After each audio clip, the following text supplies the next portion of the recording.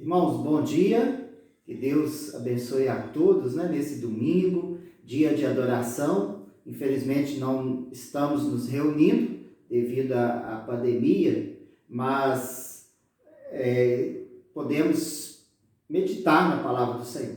E agora eu vou trazer para os irmãos uma exposição do texto bíblico. Antes eu queria só comunicar aos irmãos que a partir desta quarta-feira desta semana e as outras quartas, até enquanto durarem esse momento de crise, eu vou estar na igreja a partir das 18 horas até as 19h30 para receber os irmãos que quiserem ir ali conversar comigo, que quiserem se aconselhar ou compartilhar algo da palavra de Deus. E também aqueles irmãos que quiserem entregar os seus dízimos.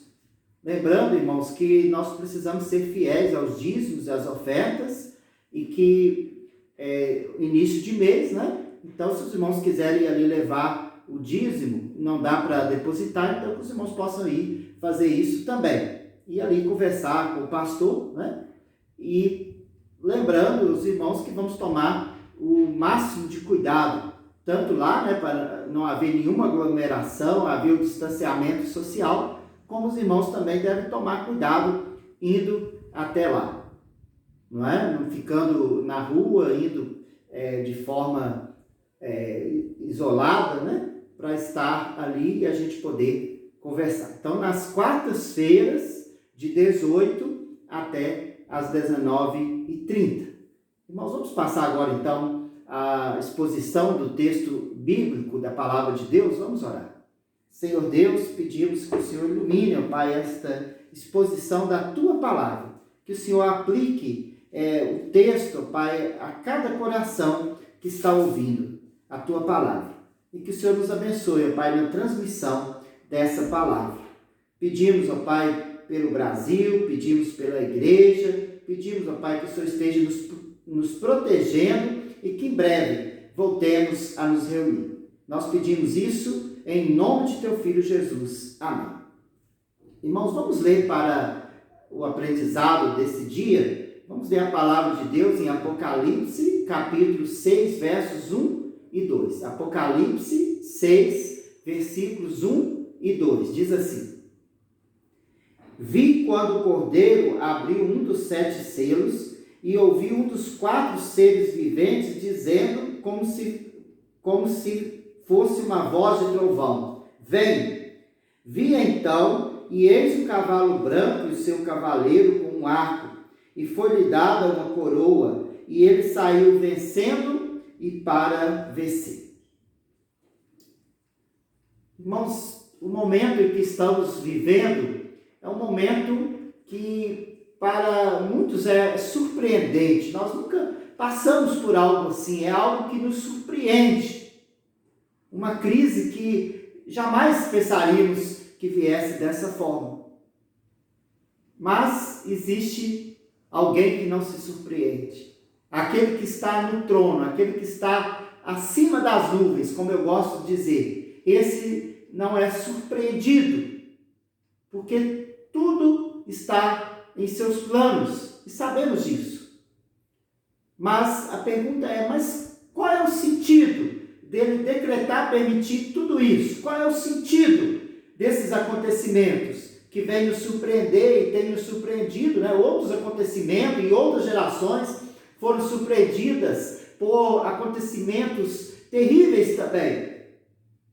Qual é o sentido disso? Irmãos, a primeira geração a ser surpreendida por questões assim foi a geração de João, quando ele recebeu essa revelação de Apocalipse. Na verdade, João estava exilado, numa ilha, e sabemos que a igreja estava sendo perseguida, assolada por toda a parte, a igreja do nosso Senhor Jesus Cristo. E talvez a pergunta na mente de João era a mesma nossa: qual é o sentido disso na história? Qual é o sentido do mal presente na história? Qual é o sentido das perseguições ao povo de Deus, à igreja do Senhor Jesus? E João então recebe uma revelação de Jesus, do próprio Jesus glorificado, aquele que anda no meio dos candeeiros, né? Que é a igreja dele. Jesus se apresenta dessa forma a João e Jesus começa então a narrar para ele algumas revelações que em seu conjunto formam o livro de Apocalipse e que fala a respeito do sentido da história desde que Jesus foi assunto aos céus até a sua volta gloriosa, para explicar para João exatamente o sentido do sofrimento, o sentido das adversidades nesse período em que a igreja haveria de caminhar e junto caminharia a história da redenção.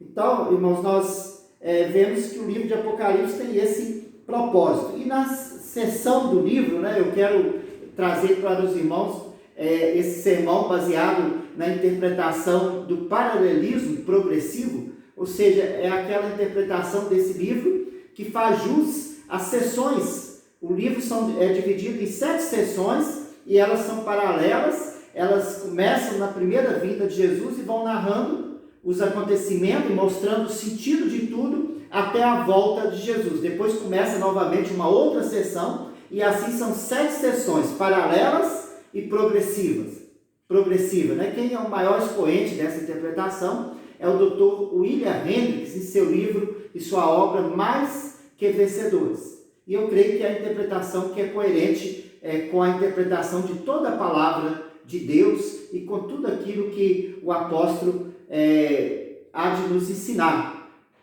dentro daquilo que ele vê, né, na sua época e que ele conhece muito bem, baseado no simbolismo, no contexto judaico. Então, o que nós aprendemos, irmãos, é que esse livro narra, né, essa história desse período da redenção, desde a primeira vinda até a segunda vinda, e vai mostrando, então, para João, em sessões, né? E a sessão que nós vemos aqui é a sessão dos selos, onde aparece um livro, né, que é selado com 7 selos. A história do livro está no capítulo 5, e nós aprendemos que esse livro, ele narra a história, é o livro da história da salvação. E no capítulo 5, nós temos esse livro, né? E nós aprendemos que esse livro, ele precisa ser aberto. O ponto-chave é que esse livro precisa ser aberto. Vejam aí no capítulo 5, versos 1 a 3, que diz assim: Vi na mão direita daquele que estava sentado no trono um livro, escrito por dentro e por fora, de todo selado com 7 selos. Então esse é o livro que tem 7 selos. Vi também um anjo forte que proclamava em grande voz: quem é digno de abrir o livro e de lhe desatar os selos? Ora, nem no céu, nem sobre a terra, nem debaixo da terra, ninguém podia abrir o livro, nem mesmo olhar para ele. Observe que esse livro não podia ser aberto e ninguém podia, nos céus, na terra, anjo, qualquer criatura podia abrir, sequer olhar para esse livro. Mas esse livro precisava ser aberto. Por quê, irmãos? Porque se é o livro da história da redenção, da história da salvação da igreja, como essa história iria se desenrolar se esse livro não fosse aberto? Esse livro precisava ser aberto para que a história da redenção seguisse o seu curso, o seu progresso, para que ela fosse até com sua consumação. A história da redenção do nosso Senhor Jesus em nosso favor. Mas quem poderia abrir esse livro? Eu quero meditar com os irmãos, né, pensar com os irmãos sobre o tema, o desenrolar da nossa salvação. Lembrando que o livro era um rolo, né? E ele sendo aberto, iria se desenrolar, ou a nossa salvação seria levada a efeito. Precisava abrir o livro. O que nós aprendemos, irmãos? Primeiramente, que esse livro foi aberto pelo Cordeiro. Então, o primeiro ensino aqui é que esse livro foi aberto pelo Cordeiro de Deus. Olha o verso 1. Vi quando o Cordeiro abriu um dos 7 selos e ouvi um dos 4 seres viventes dizendo. Então, primeiro nós aprendemos que o Cordeiro abriu o livro. Se voltarmos ao capítulo 5, né? Quando a pergunta é quem é digno de abrir esse livro, então de repente aparece o cordeiro lá no meio dos adoradores, no meio dos anciãos, passa pelos anjos e se apresenta diante daquele que tem o livro na mão direita, aquele que está sentado no trono, o nosso Deus único, vivo e verdadeiro, todo-poderoso. E quem se apresenta ali para abrir o livro é o Cordeiro. Quem é o Cordeiro, irmãos? É o Cordeiro é o nosso Senhor Jesus Cristo, aquele que veio ao mundo, aquele que é Deus e se fez homem, e veio ao mundo pelos nossos pecados, para tirar os nossos pecados e levar sobre si os nossos pecados e as consequências deles, que são as nossas enfermidades, como diz o profeta Isaías. Então nós vemos aí que o Cordeiro é o Senhor Jesus, que foi até a cruz do Calvário. Lembrando, né, que lá no Egito, quando Moisés levava o povo para sair do Egito, Deus então, diante da última praga, mandou que Moisés ordenasse que cada família imolasse o cordeiro e colocasse o sangue do cordeiro, para que onde estivesse o sangue do cordeiro, o anjo da vingança do Senhor pulasse aquela casa. É o sentido da palavra Páscoa, né? Ali não viria a ira de Deus. A ira de Deus não se despencaria sobre aquela casa. Por quê? Porque aquela casa tinha o sangue do cordeiro. Quando Jesus veio, né, quando Jesus estava entre nós, João Batista o apresentou dizendo: eis o Cordeiro de Deus que tira o pecado do mundo. Então é esse, irmãos, o Cordeiro. É ele que surge. Jesus surge ali como Cordeiro de Deus. O nosso Deus Salvador. O Filho de Deus que se fez homem e morreu na cruz do Calvário pelo nosso pecado. Irmãos, o que nós podemos tirar de lição aqui? Primeiramente, que toda a obra da salvação, toda a obra de salvação depende daquilo que Jesus fez como nosso Cordeiro, da sua morte sacrificial, expiatória na cruz, onde ele expiou todos os nossos pecados, levando sobre si a culpa que era nossa, mas ao mesmo tempo se interpondo entre a ira de Deus e nós. Ou seja, o sangue expiatório de Cristo, ele cobre a ira de Deus de nossas vidas, das vidas daqueles que creem nele, daqueles que foram chamados para crer nele. Então, se você crê em Jesus, você sabe que a sua salvação, ela depende do sangue do Cordeiro. Somente o sangue do Cordeiro é que pode garantir a nossa salvação, pode tirar toda a culpa dos nossos pecados.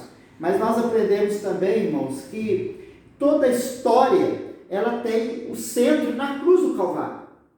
A história da salvação, que se confunde com a história da humanidade, né? Porque Jesus veio no tempo certo, na plenitude do tempo. E Jesus veio a essa terra. E ali na cruz do Calvário, depois de ter sido morto, né? Depois de ter sido preso e torturado até a morte, Jesus ali, ele levou os nossos pecados. Naquele dia, que é um dia, né, de dor, mas um dia de grande alegria para o seu povo. Aquele dia é o epicentro da nossa salvação, é o epicentro da história de toda a humanidade.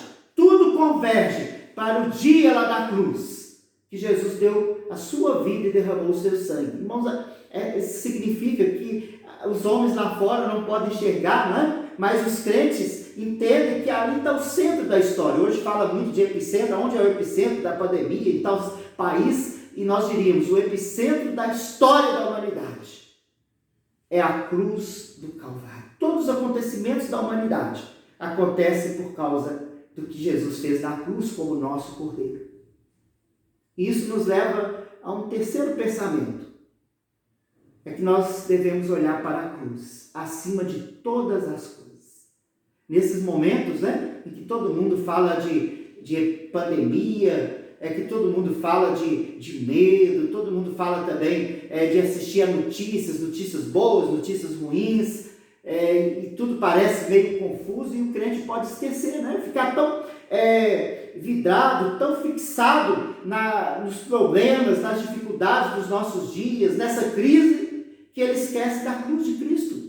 Nós não podemos agora nos reunir para participar da ceia, mas o que é a Santa Ceia? A Santa Ceia, irmãos, é trazer a nossa memória e fazer com que constantemente a memória do servo do Senhor, a memória de cada um na igreja, esteja voltada exclusivamente para a cruz do Calvário.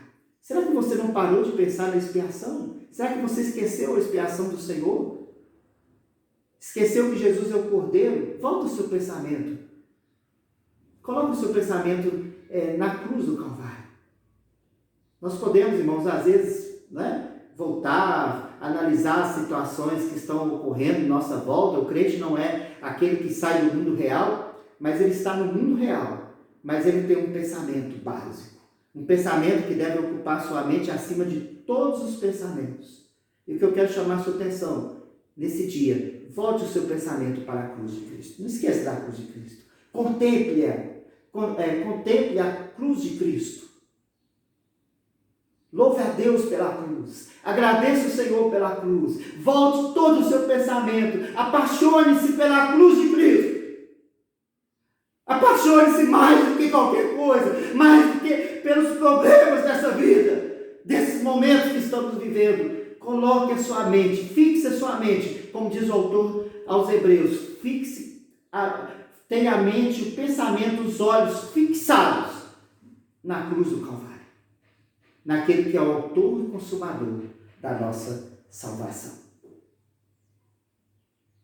Então, irmãos, primeiramente vimos que o livro foi aberto pelo Cordeiro. Jesus morto pelos nossos pecados. O seu sangue derramado na cruz. E que os nossos olhos devem voltar para a cruz, o centro da história. Mas também, irmãos, vemos que o Cordeiro é o cavaleiro do cavalo branco, que atrai outros cavaleiros. O texto deixa bem claro, depois que o Senhor o Cordeiro abriu os 7 selos, começou a abrir os selos, logo no primeiro selo. Então João diz assim, no verso 2, vi então, e eis um cavalo branco, e o seu cavaleiro com arco. E se nós observarmos bem, depois João vai abrir outros selos e segue mais 3 cavalos. O que seria esse cavalo branco? O que ele representa? O cavalo branco com o seu cavaleiro. Irmãos, eu entendo aqui que representa o próprio Senhor Jesus Cristo. O próprio Cordeiro agora é descrito como um cavaleiro que está montado num cavalo branco. O Dr. William Hendricks, ele aponta diversos argumentos para mostrar que aqui só pode ser o cavalo branco. Que aqui só pode ser o próprio Cordeiro, o Senhor Jesus Cristo. Alguns vem argumentar que poderia ser o diabo, que poderia ser o anticristo, mas a ideia eu creio que a ideia maior aqui é que o cavalo branco é o Senhor Jesus Cristo. E tem vários argumentos que o Dr. William Hendricks coloca, mas eu quero colocar 2, pelo menos. Primeiro, a cor branca, ela é sempre atribuída à santidade e coisas celestiais. Nunca vemos a cor branca atribuída às coisas do mal.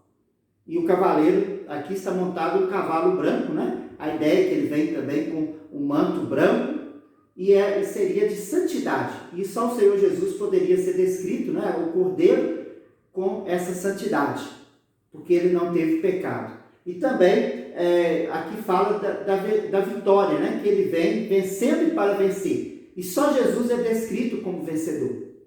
Então esses são 2 de vários argumentos que nós entendemos que aqui o cavalo branco se refere ao Senhor Jesus Cristo.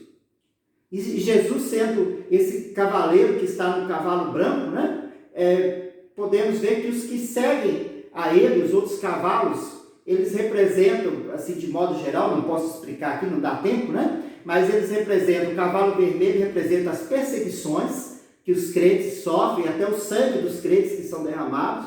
O cavalo preto representa o cerceamento que o crente sofre pela sociedade, quando ele confessa Jesus, quando ele é fiel a Jesus, então ele é isolado, e naquela época de João, o crente chegava a ter escassez, porque ele era isolado da sociedade. E o cavalo, o último cavalo, o cavalo amarelo, significa aquilo que vem sobre toda a humanidade, mas também sobre os crentes, que são as enfermidades, as pestes, as epidemias e a morte.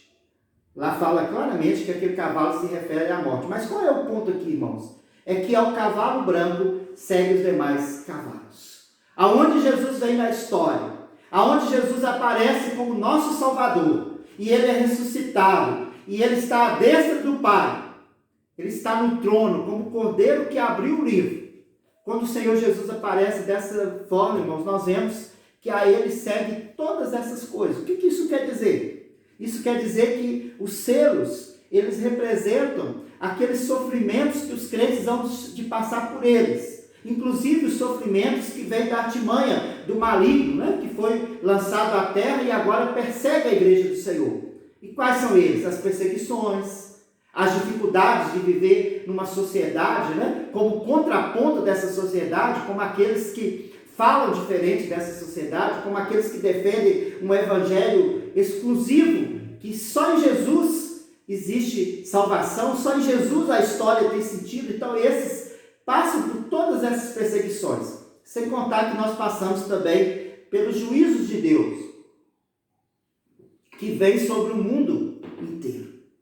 Mas o que nós podemos aprender, né, sobre isso? Se nós temos que passar por tudo isso, porque todos esses sofrimentos, todas essas adversidades seguem o cavalo branco, né? Onde Jesus está, né? E onde Jesus aparece também todas essas dificuldades. A nossa pergunta é, irmãos, o que está acontecendo? Por que de tudo isso? Primeiro, irmãos, Jesus está levando a curso a nossa salvação. Mas por que tem que ser dessa maneira? Por que esses cavalos têm que seguir ao cavalo branco? Nós podemos dar algumas respostas. A primeira delas, né, e eu sempre falo para os irmãos, pertence à sabedoria infinita de Deus. Nós não podemos compreender tudo de como Deus dirige a história para a nossa salvação, mas podemos ter a certeza e a convicção absoluta de que é o Deus infinitamente sábio que planejou e faz desenrolar a história da salvação. A história da salvação vem da infinita sabedoria de Deus, então não poderia ser diferente. Mas podemos citar outros motivos também, como por exemplo, tudo isso acontece porque nós preenchemos um pouquinho das aflições de Cristo. O apóstolo Paulo fala, né, que resta a ele preencher um pouquinho. Nós não somos dignos de sofrer como Jesus sofreu. Nós não somos dignos da cruz do Senhor, do tamanho do sofrimento dele por nós. Mas nós podemos ainda preencher um pouquinho desse sofrimento, enfrentando dificuldades por amor a ele e a sua cruz. Mas também nós podemos citar uma outra questão, né? Que é a própria continuidade da obra da salvação. Jesus subiu aos céus, ele enviou o seu Espírito e, através da igreja, ele há de conquistar aqueles que são dele, de todo mundo, de toda a raça, de todas as tribos, para ele. E isso vai acontecer através da igreja. A igreja participa da salvação de Cristo no sentido de trazer para ele, ou de ser instrumento dele, porque é ele que traz aqueles que ainda hão de ser salvos. Irmãos, e um outro motivo que ainda nós podemos ver na Bíblia, né, é que esses cavalos que seguem o cavalo branco, eles sobrevêm a todos. Por quê? Porque a nossa fé deve ser testada para ser aperfeiçoada. O apóstolo Pedro, o apóstolo Tiago, né, quando eles falam da alegria que devemos ter nos sofrimentos, o que eles estão dizendo é isso. É que o Senhor testa a nossa fé, para que ela seja aperfeiçoada. É nesses momentos, claro que não vão ser sempre momentos assim, né? Mas muitos desses momentos, em muitos momentos, né, acontece isso que acontece em nossas vidas, esses sofrimentos ou as perseguições, porque o servo do Senhor está sendo testado para ser aperfeiçoado. Ele é aperfeiçoado através também desses meios que o Senhor usa, em sua infinita sabedoria. O apóstolo João entendeu isso, né? Que tudo que acontece é porque o Senhor está desenrolando a história. Aonde o cavalo branco vem, o cavaleiro do cavalo branco vem, os outros cavalos vêm, porque segue a Jesus. Tudo isso, todas essas perseguições, hão de vir sobre o povo de Deus. Mas porque o infinito Deus, o Deus de infinita sabedoria, ele planejou tudo assim. E devemos confiar nele, porque é o melhor, né? É a sabedoria de Deus, é o desenrolar da santa redenção do seu povo. Irmãos, mas temos ainda uma outra verdade nesse texto, e ela é maravilhosa. Porque no final do versículo, né, diz assim, sobre o cavalo branco e o seu cavaleiro. E foi-lhe dada uma coroa, e ele saiu vencendo e para vencer. Irmãos, observa que agora, né, depois de mostrar que esse cavalo branco com o seu cavaleiro vem, né, e que outros vêm atrás, mas sobre o cavaleiro branco há uma descrição maravilhosa. Lhe é dada uma coroa. O que é essa coroa? A coroa que faz dele o rei. Ele não só é o cordeiro, né, mas ele é o cordeiro rei. Ele veio da linhagem de Davi, ele é o leão da tribo de Judá.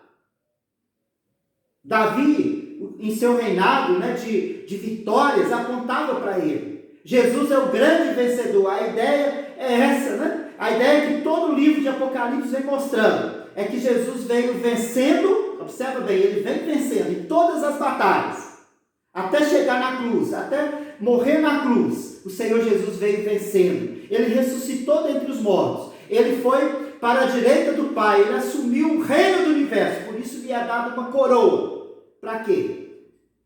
Para que ele venha vencendo e para vencer. Qual é o propósito final de tudo? É a vitória do cavaleiro, do cavalo branco. É a vitória do cordeiro, do filho de Davi, que veio vencendo e para vencer. Então a igreja, ela tem essa certeza, né? Ela tem esse refúgio seguro de que o Senhor, o cordeiro, ele venceu e vem vencendo e para vencer. Ele venceu lá na cruz todos os seus inimigos. Ele os está vencendo, né, nessa jornada. Aquele que já venceu e está vencendo. E ele vem para vencer. Ou seja, é a promessa da palavra de Deus que todos os inimigos, o diabo, né, Jesus já triunfou sobre ele. Todo o mal, todas as enfermidades, todas as doenças, todas as pestes, toda a morte, tudo já está vencido e na história está sendo vencido. Porque o cavaleiro branco veio para vencer. Ele é vencedor de tudo. Ou seja, a história dessa batalha, ela já tem um final garantido. E olha bem, irmãos, que diz mais, né? Se nós formos lá em Apocalipse 17, 14, esse texto eu quero que os irmãos acompanhem comigo, diz assim, ó, Apocalipse 17, 14, diz assim, ó, pelejarão eles contra o cordeiro, e o cordeiro os vencerá. Observe que o cavalo branco é aquele que vence, e olha que aqui o cordeiro é aquele que vence, né? E o cordeiro os vencerá, pois é o Senhor dos senhores e o Rei dos reis. Olha, recebeu a coroa. Vencerão também os chamados, eleitos e fiéis, que se acham com ele. Irmãos, observe que Apocalipse está mostrando que apesar dos outros cavalos, né? Apesar de todo o mal que pode sobrevir no nosso mundo, não estou dizendo que esse mal é constante em todo momento, né? Mas esse mal muitas vezes nos aflige, né? A perseguição que já aconteceu na época de João, aconteceu em outras épocas da história, tem acontecido de diversas formas na nossa época, tudo isso acontece. Mas nós, a igreja, estamos com o cavaleiro branco e com ele nós também estamos para vencer. É isso que o texto está dizendo, né? Lá em Apocalipse. E vencerão com ele, presta bem atenção. E vencerão também, quer dizer, com ele, né, com o cavaleiro do cavalo branco, os chamados eleitos e fiéis, os chamados, os eleitos e os fiéis, que se acham com ele. Todo aquele que se acha com ele. Todo aquele que está nele, pela fé que tem nele. Todo aquele que foi comprado pelo seu sangue precioso, o sangue do Cordeiro. Ele é vencedor. Ele está vencendo e foi feito para vencer. Então, por isso, irmãos, que a história de Apocalipse, né, e até o livro do Dr. William Hendricks é bem sugestivo, mais do que vencedores.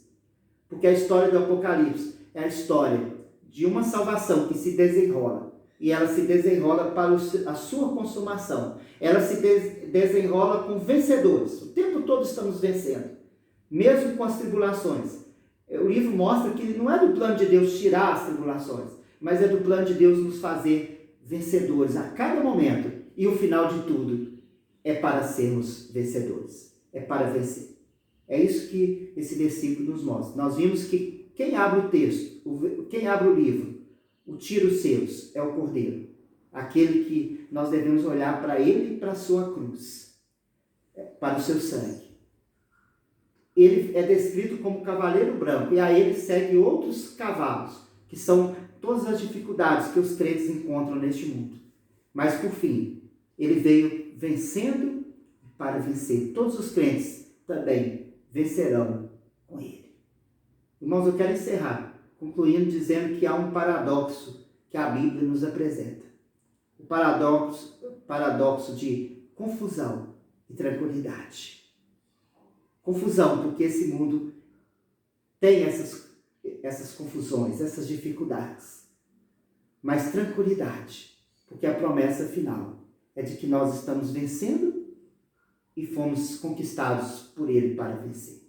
Que Deus te abençoe, meu irmão. Oremos. Senhor Deus, nos abençoe e aplica esse texto, ó Pai, que nós possamos entender que a história da salvação está se desenrolando nesse paradoxo, onde que nós passamos por dificuldades, adversidades, mas fomos feitos vencedores.